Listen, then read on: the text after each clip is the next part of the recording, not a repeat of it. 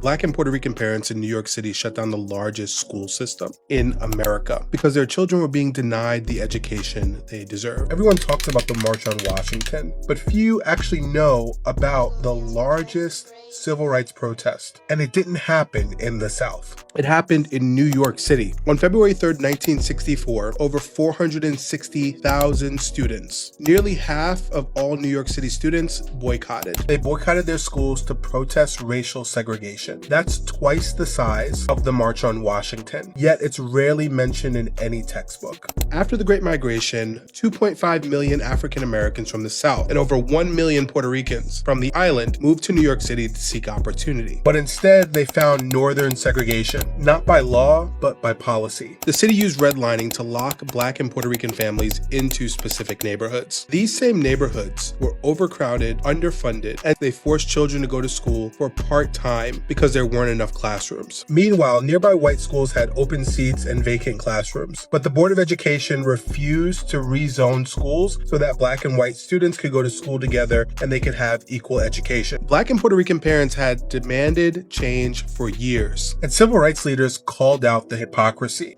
When the city ignored their pleas, they organized, and they came together to have a city-wide boycott. On February 3rd, 1964, nearly 500,000 children stayed home. Some schools were almost empty.